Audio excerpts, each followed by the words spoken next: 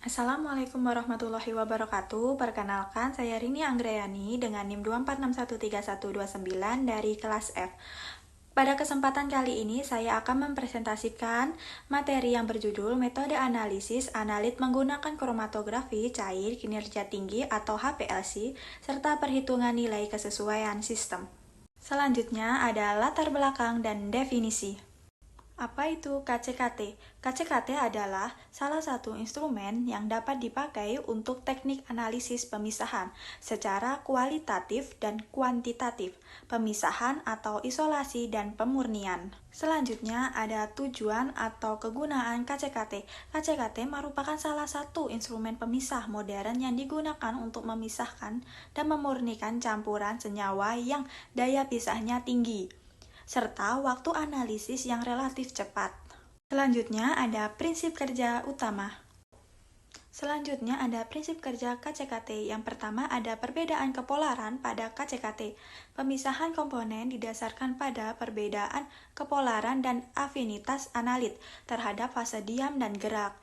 Pada reversi fase KCKT yang paling umum digunakan fase diam bersifat nonpolar. Misalnya kolom C18, sedangkan fase gerak bersifat polar, contohnya campuran air, metanol, atau asetonitril. Senyawa yang lebih nonpolar akan bertahan lama di kolom karena berinteraksi lebih kuat dengan fase diam, sedangkan senyawa yang lebih polar akan lebih cepat terbawa oleh fase gerak, sehingga keluar terlebih dahulu. Yang kedua ada interaksi fase diam dan fase gerak. Proses pemisahan terjadi karena adanya kompetisi interaksi antara analit dengan fase diam dan fase gerak.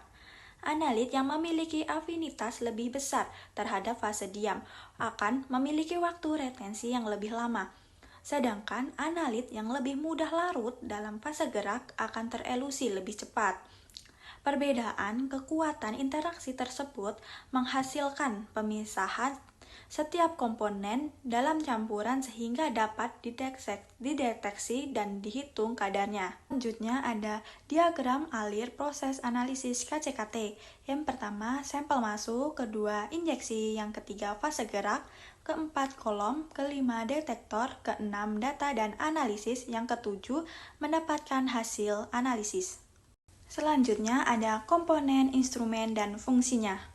Bagian-bagian HPLC dan fungsinya. Yang pertama ada wadah fase gerak, berfungsi sebagai media pembawa sampel melalui sistem dan kolom. Yang kedua ada menghilangkan gas. Gas dihilangkan untuk mencegah terbentuknya gelembung yang dapat menyebabkan gangguan aliran tekanan tidak stabil. Yang ketiga ada pompa.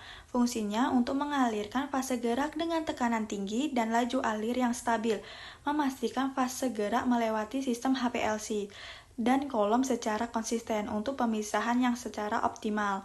Yang keempat ada injektor. Fungsinya untuk memasukkan sampel ke dalam aliran fase gerak dengan volume tetap menggunakan lob sampel dengan volume tetap dengan minus 5 sampai 100 mikroliter.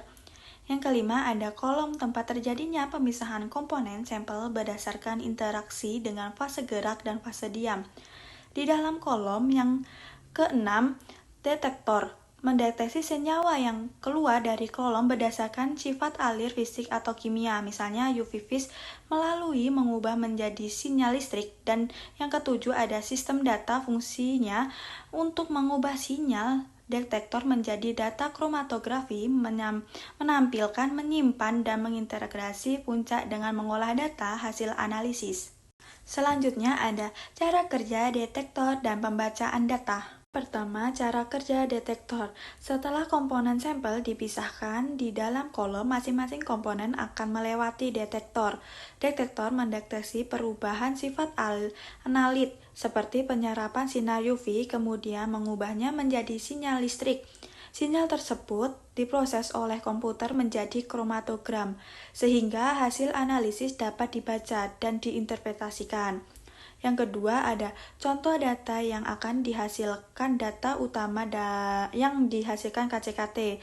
Kromatogram yaitu grafik yang menunjukkan waktu retensi pada sumbu X dan respon detektor absorbansinya pada sumbu Y. Setiap puncak pada kromatogram menunjukkan adanya satu komponen yang berhasil dipisahkan. Yang ketiga, cara pembacaan data secara kualitatif. Analisis kualitatif dilakukan dengan membandingkan waktu retensi sampel dengan waktu retensi larutan standar. Apabila waktu retensinya sama atau hampir sama dengan kondisi analisis yang sama, maka senyawa tersebut dapat diidentifikasi sebagai senyawa yang sama. Yang keempat ada cara pembacaan data secara kuantitatif. Analisis kuantitatif dilakukan dengan mengukur luas puncak atau tinggi puncak pada kromatogram. Nilai kemudian dibandingkan dengan kurva dari larutan standar hingga konsentrasi atau kadar senyawa dalam sampel dapat dihitung. Selanjutnya ada kelebihan dan kekurangan instrumen. Kelebihan pertama, memiliki akurasi, presisi, dan sensitivitas yang tinggi sehingga mampu menghasilkan analisis yang cepat dan handal. Yang kedua, mampu memisahkan campuran multikomponen dengan hasil pemisahan yang baik. Kekurangannya, yang pertama, biaya instrumen dan perawatan relatif mahal. Kedua, memerlukan optimasi kondisi analisis dan preparasi sampel agar hasil yang diperoleh akurat dan optimal. Selanjutnya ada aplikasi pada farmasi.